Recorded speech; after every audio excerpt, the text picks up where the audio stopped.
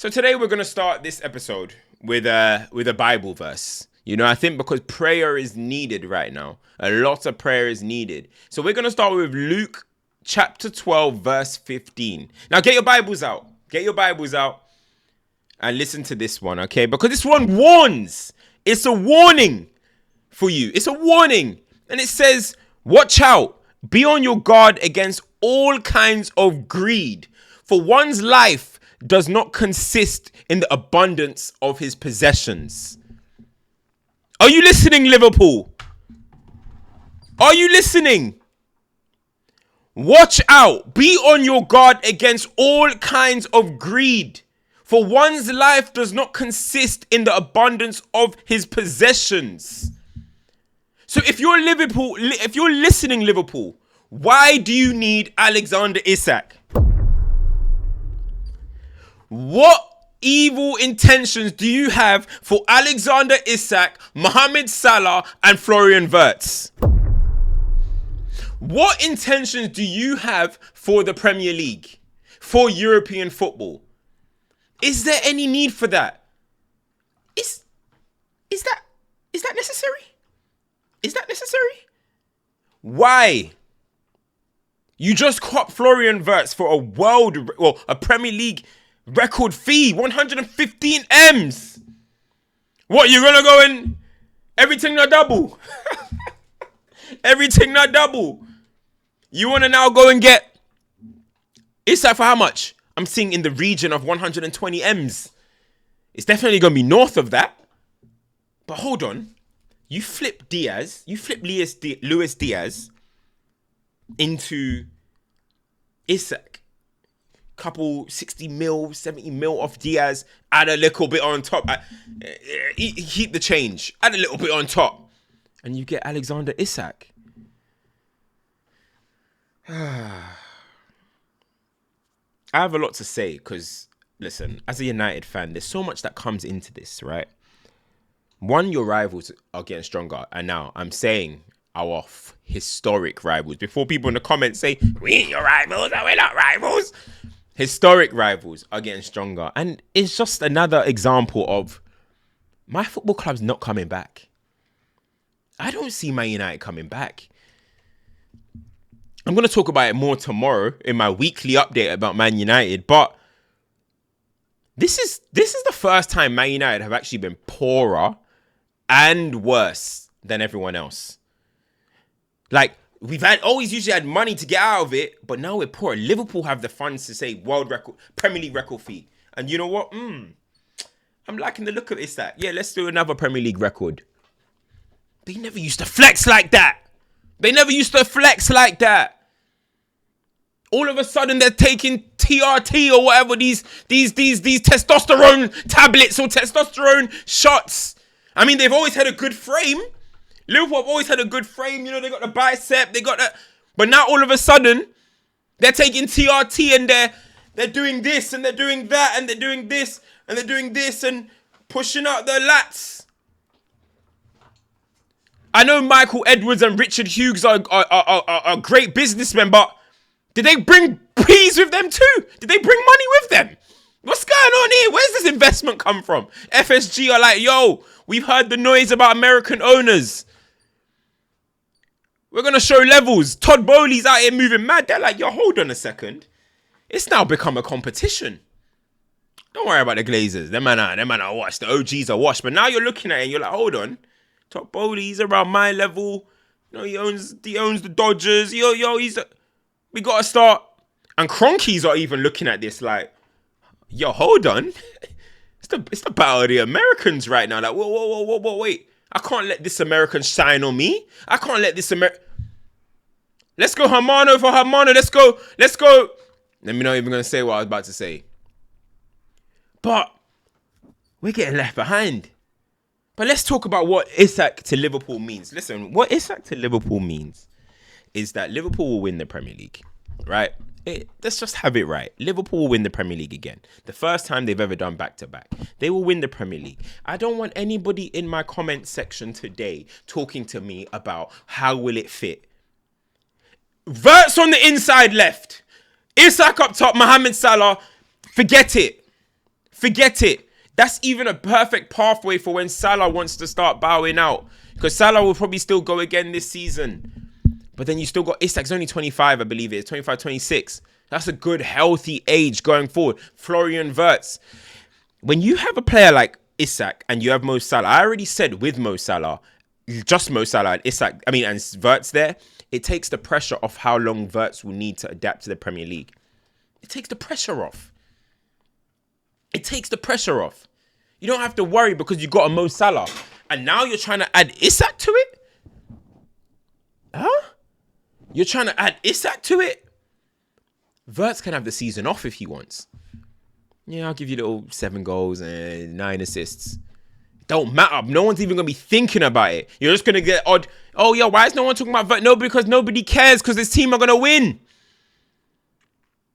Isak, for me, right? Haaland is the best striker in the league, right? But you just got to give it to him for the sheer volume of numbers as a striker. But Isak, in terms of how he gets involved in play, in terms of how he can go down to the left-hand side, his dribbling ability, his actual ability to give centre-halves hell, I think he's probably the best at that in the Premier League. Now, Haaland is the best striker. He's going to score. He's fast. He gives people problems in the box. But Isak finds a way of giving the best centre-halves the toughest games. I'm talking about Saliba. I'm talking about Gabriel. I'm talking about Van Dijk. I'm talking about Konates. The list probably goes on. He has the best way of giving them full, tough 90-minute games. Haaland will score more goals. Well, we'll see if Isak goes to Liverpool. But Haaland's going to score more goals. But the way Isak knows how to work a back four is impressive. But Haaland, for me, is still the best. But, hey, all it takes is one move to a team like a Liverpool. You start doing it in that red shirt. You start doing it in Anfield. You start doing it in a title race. And conversations could change. Because ability-wise, Isak is up there. Isak is up there. Athletic, shorter than on paper than it seems, but he's got these long limbs. He's like stretchy. He can make it awkward for defenders with the way his legs are. Just a top player, and this is one of them players that if Liverpool sign or if anybody sign, he's gonna take you to the next step. He's got that obvious quality, and Newcastle, that's why they're one of them threats when they have Isak. And this season, they will still be a threat because they have an Isak. He's one of them obvious quality players that can play for Real Madrid, that can play for Barcelona, can play for all the top teams in the world. He's just in a situation right now that he's not at that level for those teams. But he is him. He is that guy. And he's got this celebration right now. Hey, this guy's light. He was doing it to Van Dijk, like, yo, bro, get Van Dijk out of here. Pack him up. Yo, pack him up. But do you know what this is called? This is called ambition. Liverpool want it all. And you got to respect it. Now, I know right now it's just that inquiry stage. They're doing a little bit of upsetting him, a little bit of unsettle him. But I don't think Liverpool would do this without hearing from his agent. Like, yo, we start talking, I'll be interested in going. So for me, with such a public inquiry like this, that means behind the scenes, Isak wants to join Liverpool. That's how I'm taking this information. And that's concerning. Liverpool wouldn't approach knowing, oh, we're going to give a 90 million approach. They would know going for him is going to be a lot of money. So they're not silly. They'll approach it. It's tactical. They've got a whole nother month to chase this one down. Ekatike might be going to the Newcastle. And they've just rejected 70 million for him. So Newcastle, I've got to fork out some cash. All of a sudden, Isak is like, oof, yo, what? You signed him for that much? 80 million. So what's the plan? Nah, I'd rather go to a surefire starting and better football club. This is ambition though, man. How can you just win the Premier League? How can you just win the Premier League, then follow it up by signing Kerkez, Frimpong, interest in Alexander Isak, and Florian Wirtz? And what's the goalkeeper's name? Mamashvili. Yes, they lost Trent. Yes, Konate right now is flirting Real Madrid. That's a concern. But that's a good window. They'll replace a Konate maybe with a Mark Gahey or something. They've already replaced the Trent. We'll see how it works out. I'm not saying it's the same quality, but we'll see how it works out. That's scary. Of course, they had the unfortunate situation. Of course, the unfortunate, untimely death of Diogo Jota. So as morbid and crazy as it sounds, they have to replace him. Darwin Núñez, what's he going to do? This is ambition, man. This is ambition, and it's concerning.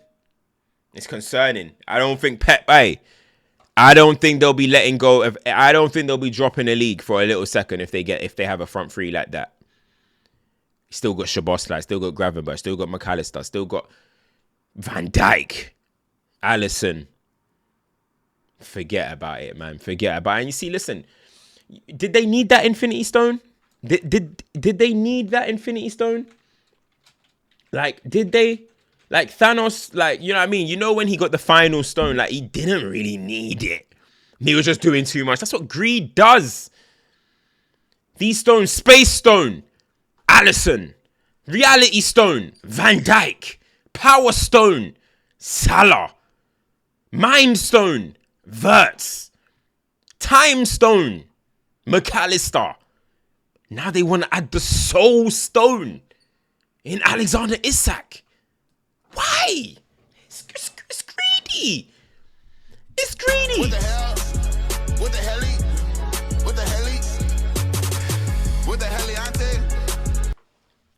It's greedy. Man, all I know, that is going to help out Salah. It's going to help out Liverpool. It's going to help out Wirtz. The connection, I think, is one of them ones, man. It'll be seamless. It'll be seamless. You won't need time. You won't need nothing. It'll be straight. That, you know, Diego Costa to Liverpool. You know that signing? You just knew, forget it. You know, Haaland to City. Nah, he's good. They've got him. Forget it. That is what Isak is. That is what Isak is to Liverpool. If Isak goes to Liverpool, instantly they'll jump into even my Champions League. Yeah, they'll be up there. Champions League with the Champions League favourites. Probably top 2. We can't let this happen. We have to co-conspire. Everyone in the Premier League, we have to co-conspire. We can't let this happen. Anyway, guys, listen. Liverpool looks strong. Liverpool right now, even without Isak there, the whole Jota situation and stuff has kind of, you just don't know how it's going to be, but they were my favourites going in. I think Chelsea will compete. I think Arsenal will compete. Arsenal's bare minimum is a top 3. You know, that's the way it is. City will see their defense still not moving me, but they're here now. They still look here. Offensively, they're going to be great. I would probably still have Liverpool right now as my favourites, but we'll speak at the end of August about that. But guys, Alexander Isak to Liverpool. Let me know what you think in the comments. If this happens, what do you think it means for the landscape of the Premier League? My United fans, I don't even know if there's point bother commenting. What's the point?